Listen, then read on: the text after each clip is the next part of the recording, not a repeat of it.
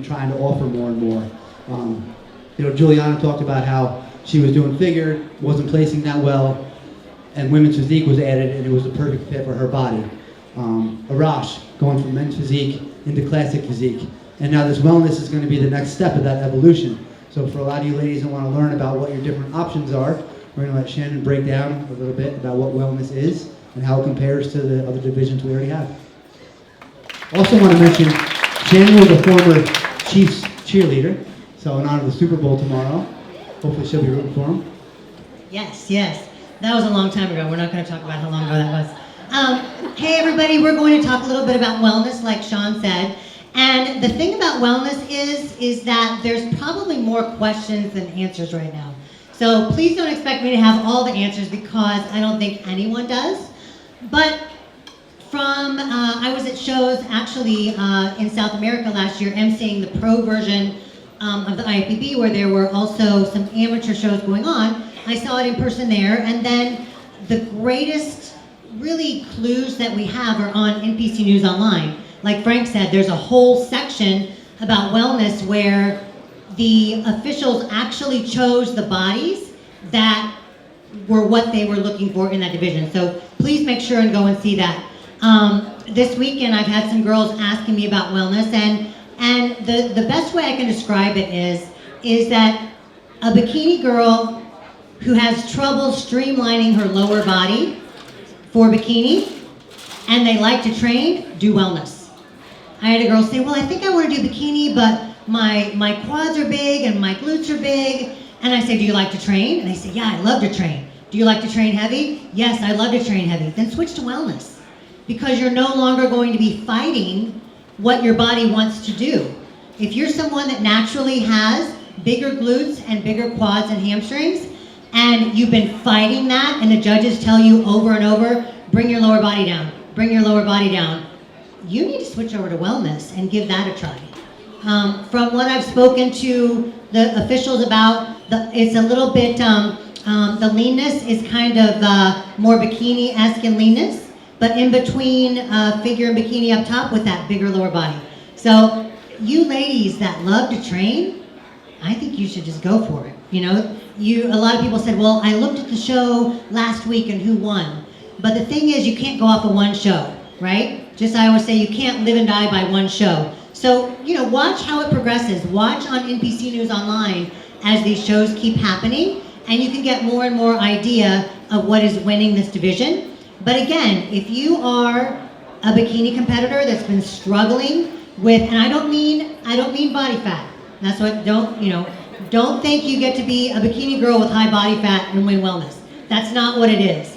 But if you're someone that's been struggling with, man, my quads are just too big for bikini, and the judges keep telling me, go train your quads and have fun and let your body be what it wants to be, right? So I had some girls this weekend ask me if I thought they should switch. And I gave them my honest opinion. So after this, if any of you ladies are thinking about wellness and you want to come ask me, hey, what do you think, kind of based on how I'm built, I'm more than happy to help. But this is an exciting new division, and I think it gives a lot of you girls a lot more leeway to train and really enjoy getting back into heavy lower body training again, who haven't been able to do so because you wanted to do well in a specific division. Does that help? Yeah? Okay. Perfect. Where does Sean go?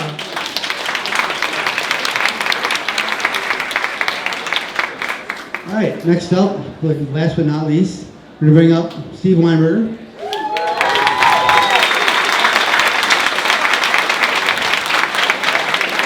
So, along with owning this gym, Steve is the district chairman for all our shows here in the Northeast.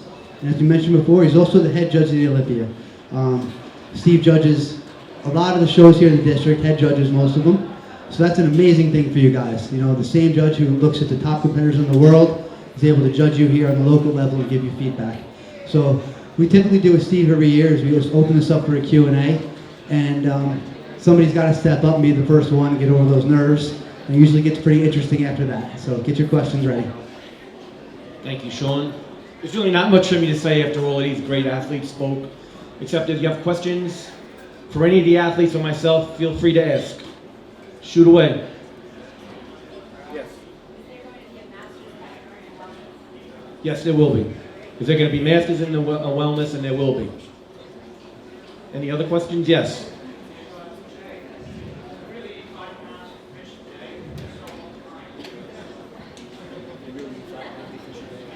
Unfortunately, yes, I ate 5 pounds of fish a day, not anymore. The best part of my retirement was the no more fish.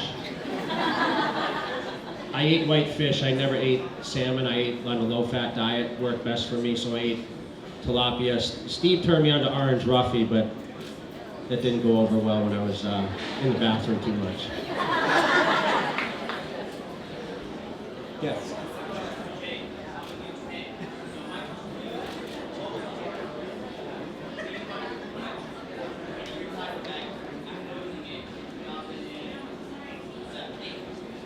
Okay, so overcoming the Ronnie Coleman battles, being second to him 4 times, too many, or coming back to win the title. Listen, I was against odds on both things. They talk about history and, you know, history is made to be broken. So I was relentless about not only winning the Olympia title, and when I won in 2006 for the first time, I wasn't sure if I was happier about beating Ronnie Coleman or winning the Mr. Olympia. It was kind of surreal because, listen, he was an idol of mine, and I think a lot of these athletes, I think we mentioned, like, started off, I mentioned I moved up through the amateur ranks to the pros pretty easily. I won everything I pretty much entered. But I was second to last in my first Mr. Olympia. I was 15 out of 16, and if you know the history, Ronnie was also last in his first. So when I moved up, first show was 15th, then I got to 8th, and then I moved to second. I moved up pretty quickly, but it was second to the same guy, which was very frustrating. Although I feel he was the greatest bodybuilder ever. I won that show. It was great to win, but then it was, as soon as you're backstage, it's like, okay, what's next? Next title, right? Then I lost to Dexter 2008. Came back in 2009 with a vengeance, and I had to build the confidence again. To be honest, for the first time, my confidence was destroyed, whether I could continue to do that in 2008. So I took about two or three months after the show, and that's why I always tell everyone, right after a contest, don't make decisions on what the next move is until you take some downtime, you get back to real life, family, because you do sacrifice so much when you train for competitions. And I got my head back together in about 3 months, and I trained with a vengeance to come back to win it, and that was pretty satisfying. That was probably one of the greatest victories, if not the greatest of my career. You know, the fans judge which one is the best, and I think 2009, the comeback was probably the best, right?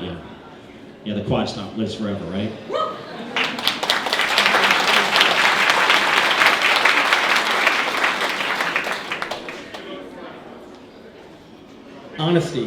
Honesty and well-educated. There are plenty of coaches out there that really shouldn't be coaches, unfortunately. But see who they've trained before, speak to their other athletes, see if they're happy, see what kind of diets they let them on, see if they've been consistent. And there's a lot of good coaches out here, and pick from that choice. Find out who's doing well and who's being coached by who, like who's coaching George and stuff like that, and work with them. There's plenty of coaches out there.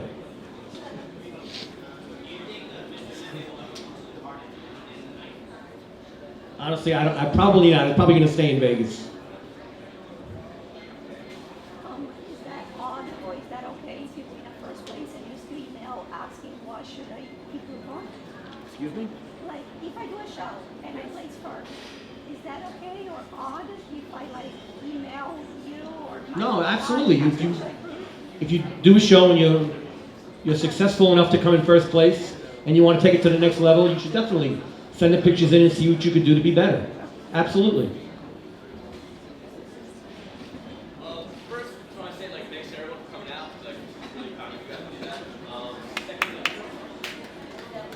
Little break part, but thanks to Frank, and that's awesome that you're willing to take virtual feedback from the links. That's huge. So thank you for that. And the question is for Steve.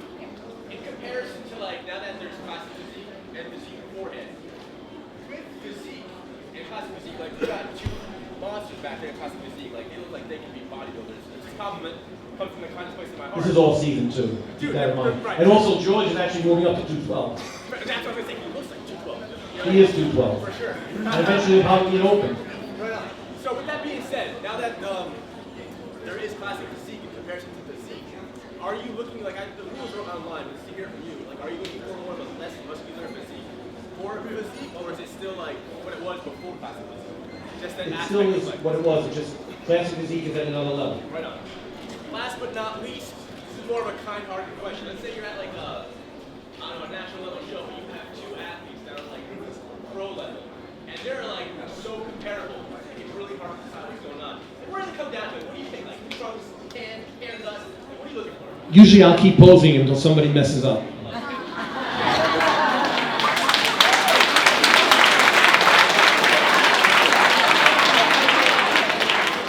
Whether they start holding water or they get nervous and their tan starts dripping, it's usually something like that. That's why you gotta go to ice. And Justin's a great trainer. He's here right now too if you guys want to talk to him. Juan's a great trainer. We have a lot of great trainers. Yes. Yes. George Peterson. In my opinion, at this Olympia class, not the opinion, it's a lot of what's presents. You probably presented the most complete bodybuilding on the classic stage. Do you feel now with the taking the classic title, you know, the limitations of classic way, that you all be more successful? That's a good question. I absolutely believe that taking those weight restrictions off of myself is going to provide more success for me now, because since I had to come down to that weight, which was 192, I had to be the best I could within those guidelines. So I had to be the best I could be for classic. But now I can be the best I can be overall, just as a competitor, So, and I appreciate, what you said, about, the way I look. And I can promise you this: if you like what you saw of me in classic, you're gonna love what you see of me in 212.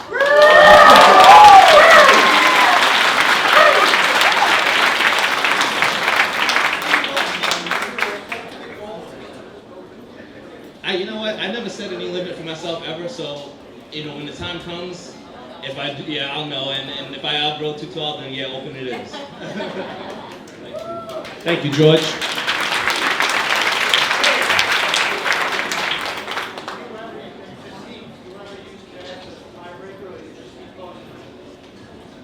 It might not even come down to calf. Calf might have been where I don't even have to go to a tiebreaker, seriously.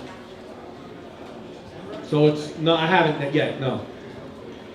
When you have somebody who used to train, who used to compete in their 20s and 30s, and now they're over 50, and they want to go back to competing, would you suggest it's open and the 50 over, or just a 50 over?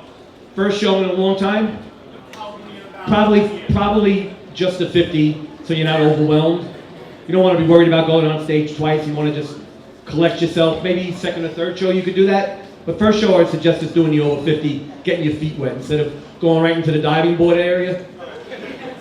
Go light a little bit first. But the training is all different now, and the conditioning and the pep work is all different. Well, you've got 20 more years on your body, you know what I mean? Your body's not used to it. You don't know how you're going to hold up on stage under the lights, holding water and whatnot. I think it would be better just to do one. All right, thank you. You're welcome.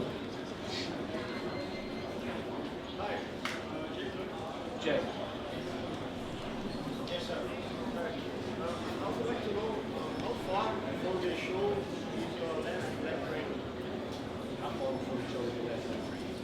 How far out is the last leg training? I usually train legs usually a week prior. Like the last 5 days, probably 5 days out would probably be the last time.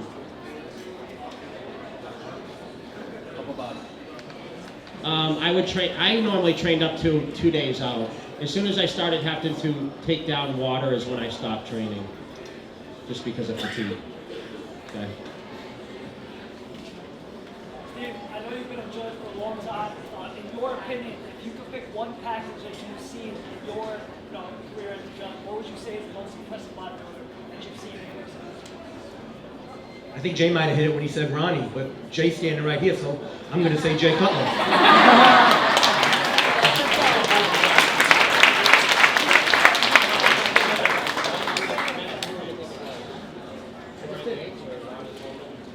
It's so hard, really. I mean, Dorian was great, Ronnie was great, Jay was great. They're all great champions. But probably Ronnie probably shocked everyone when he came to New York and everyone thought he was going to be another 15th place and Flex Wheeler was going to win, and he turned around and hit that back double bicep and he just blew everybody away. So he's probably the guy that came up from the lowest point and the most dramatic and the most shocking turnaround. What advice would you give to someone who's self-coaching? Get a coach. No, I mean, you can self-coach, it's just hard. It's hard to look at the mirror and tell yourself, do I look good? You know what I mean? Usually you either you think you look better than you look, or you always think you look worse and you look better. And then you ask your friends, and usually they're just going to say whatever makes you feel better. See, that's what I'm saying is, even if you don't want to coach, you've got to get someone that's going to look at you and be honest. I believe coaches are really good. You don't need one constantly up your ass, but you do need to check in with somebody. Someone that's well-versed and knows what they're talking about. The women who do senior, how often do they practice acting? Practice. Acting. Some women don't practice at all. It just comes natural. You know, you should, I believe 6 weeks before a show, you should pose at least 45 minutes a day, going through all your quarter turns. And that's really where, you have someone that could look at you and tell you, show your shoulder a little more this way, bring your shoulder a little forward, hold your stomach in a little tighter, bend your leg a little bit so you can see your hamstring. That's where you need a coach usually, or someone that's well-versed and knows what they're talking about.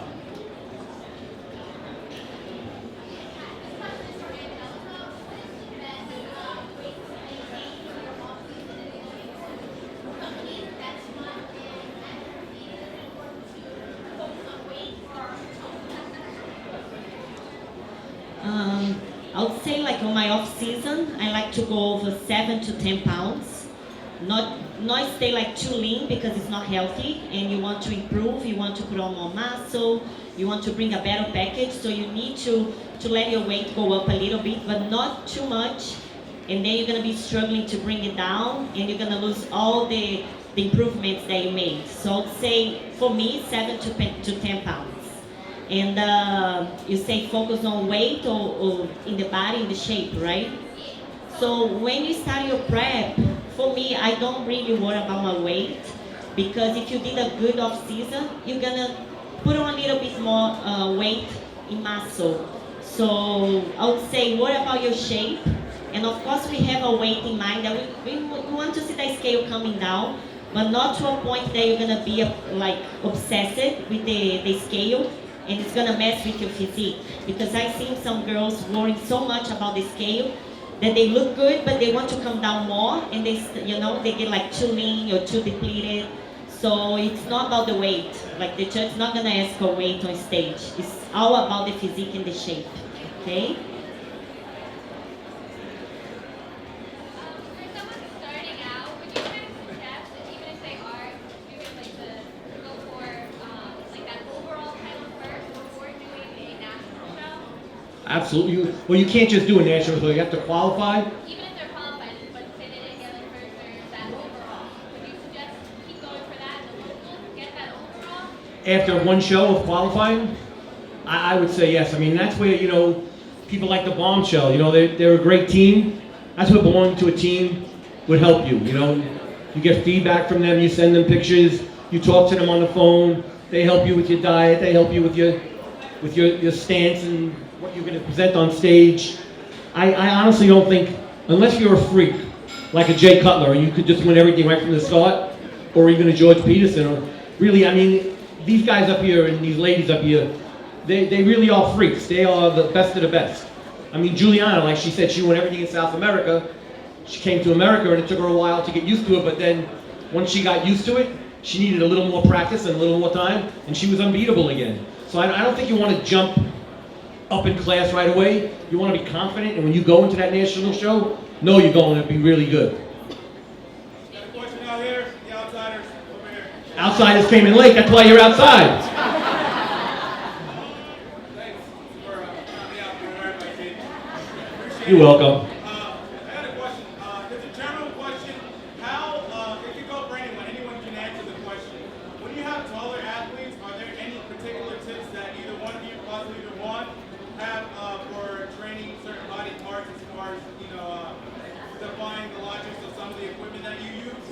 I'll let Juan answer that. And Juan's working on his legs right now to get them bigger. Also has a hard time because he's a tall guy. When it comes to being taller, you kind of have to, you got to go with how, the muscle feels that you're training, and kind of, sometimes you can't go by, let's say, your training partner who might be squatting and doing it a certain way. Squats might not be for you. I just realized for me, squats ain't for me, because they wasn't doing, I could be strong and lift 6 plates on each side, but it wasn't doing anything for my legs. So I had to switch and go to hack squats, leg press, and kind of focus my workouts, just doing everything that's not squat. So you kind of have to find what works for you and where you feel in the muscle, where you feel in the pump. A really, really great indication is chase the pump. See what's putting as much blood into that muscle, and that's giving you a good sign that you're actually training right. Because a lot of people train and you actually, how do you pump? I don't feel it. Make sure that you got a crazy pump. You're feeling that lactic acid build up. You want the muscle to burn. When you get, and train, I like a faster pace. Keep a faster pace, short breaks, don't sit there talking too much, but just to answer your question, just find something that works and don't always, it might be different technique and different form, but it doesn't mean that's wrong. Just have to see if you feel it, then that's the way, it should be doing. Thank you. You're welcome. Any other questions outside?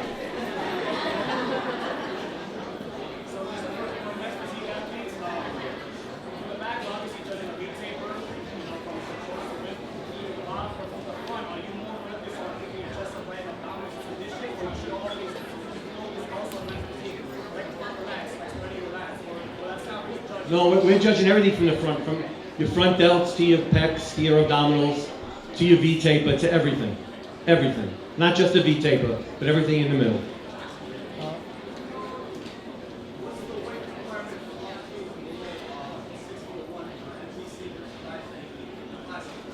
The what?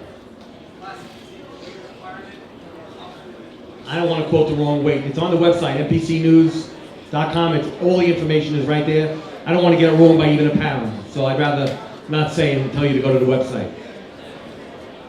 I had some surgeries. After one of the surgeries, screwed up my abdomen. Screwed up your... Abdomen, lower abdomen. Right. If I come into a show, why is the right line go down my soul? When you say screwed up, I don't know by how bad you mean. I mean... Well, if the guy is as good as you, he's going to beat you. If you're better than him, you're going to beat him.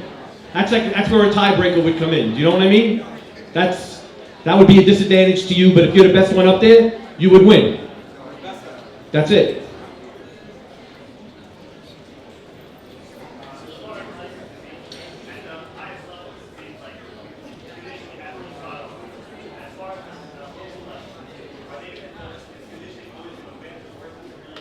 I believe conditioning kills. Condition is always, you know what I mean? You can have the best genetics in the world. If you're not in good condition, you're not going to do well. You get a guy with so-so genetics, but he's like just dialed right in, he's going to beat that guy with good genetics all the time. Yes, even in classic, in any division. Steve, I have a question for Arash. I wanted to know from Arash, does he focus more on high volume training or low volume? I think you know the answer. You know him very well. I just knock it off. All right, it's for the camera. What was the question? What do you focus on, high volume or low volume training, and what's the best way of getting hypertrophy? I personally have been a big low volume, high intensity guy, but I think when it comes to hypertrophy, a lot of people have it mistaken. Like, probably everyone in here has heard hypertrophy goes hand in hand with 8 to 12 reps, right? You have to hit a certain rep range, and really that's not what it takes to build muscle. You can build muscle with high volume, low volume, whatever it is, but you need to introduce a new stimulus. You need intensity. So regardless if you're training high volume or low volume, as long as you're training with high intensity and providing a new stress, a new form of stress, a new stimulus to the muscle, which will force it to adapt, and as, of course, protein, eating protein and carbs before and after you train, you'll create protein synthesis, and that is hypertrophy. So the intensity is what matters, and a new form of stress. So you could see someone training 5 exercises for a body part, 4 sets, crazy heavy weight and you think, well, that's definitely going to make him grow. 120-pound dumbbells on chest, for instance, for someone like me. Not necessarily, because I've been doing that for over 10 years, and my chest can handle that stimulus and that load. So it might just maintain what I have. And one thing I think a lot of you guys, especially, I think everybody, but especially the beginners, is you do a little too much, believe it or not. There's a lot of, you got these hardcore guys talking about there's no such thing of overtraining. In fact, there is.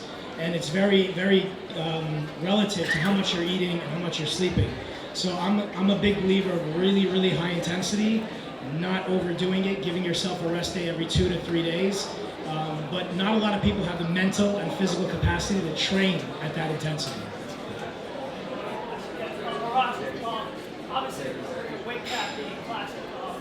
Is there a part of you that feels like your physique is being hindered, having to force yourself to come down every season, every competition season? That'd be a great excuse for me to use, but no, I mean, I can't walk away from this or from the classic division until I'm my best. And like I wanted to kind of shimmy into the question George got asked. George nailed it. George did a phenomenal. He wasn't hindered. He mastered that weight. There is more for him, but he was the most well-rounded, in my opinion, bodybuilder on that stage that day. But it's classic physique, and there's a certain look and different criteria in judging. For me personally, I haven't been my best, man. I keep falling short, and I can, give you reasons. And one of the main reasons is I'm a little bit heavy, so I have to make weight, which everybody does. And usually we're making weight the day before, and it's really rough on my body. So I've been learning, and kind of like a lot of people, Jay and Ronnie did really bad, and they worked their way up. I kind of went the other way around. I did really well. And it's just as hard, man, when you're at the top, and then I went from second in the world. Now this year I placed 8th. That's tough, and there's some failures that I've had that would make a lot of people hide under their beds and not want to get out, but I can't look at everyone else. I can't look at the genetic freaks I'm competing against. I just know that I can be better. I wasn't my best. So I'll keep going till I'm my best. There's part 2 of the question.